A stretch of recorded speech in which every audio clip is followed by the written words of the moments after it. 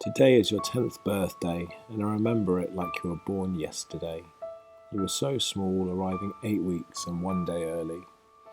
Your mum looked at me and asked why you were not crying, as I watched the doctors whisk you away, praying that you would be okay. Every parent can't wait to see the first scan photos of their baby, and for us, it was no different. We called you Bozo, and that name stuck with you until you were born. It took 12 hours before the doctors would let us visit you for the first time. We spent days watching over you, longing to be able to hold you, cuddle you, and take you home. The first time your mum was able to hold you was the most magical moment. We cared for you, changed you, bathed you, and fed you, all through the incubator you came to call home. We would hold your hand all the time and stayed by your side night and day for weeks. At every opportunity, we would ask the nurses if we could take you out for a short while and hold you.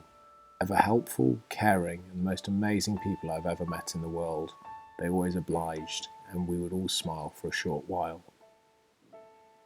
Flanked by our friends and family, we found the strength to carry on each day and continue to hope we would be able to take you home and begin our lives. 10 years on, and by now we should have done so many firsts. Your first trip in the car, your first night at home, your first steps, your first birthday, and many more after.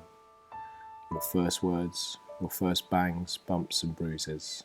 The first time you riding a bike, and the first time you falling off. Your first time surfing the waves, your first time riding a horse, and your first trip abroad. And of course, the friendships you would have made. So many things you never got to see or to do. The cot I'd made for you, the clothes we bought for you, the Moses basket, and your room your mum had painted, all of which you never got to see. People often say to me they don't know how I can do what I do, or that they couldn't do that. But for me it's so simple. We've experienced more heartache and pain losing you than anybody should ever have to endure.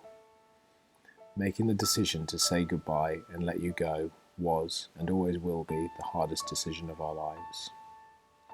Every day we miss you, thinking of you, and frequently your younger brother and sister talk about you. The ifs, the buts, the maybes. And although it's hard, I know you're at peace and sleeping now. Our beautiful little girl, our angel, our Aislin.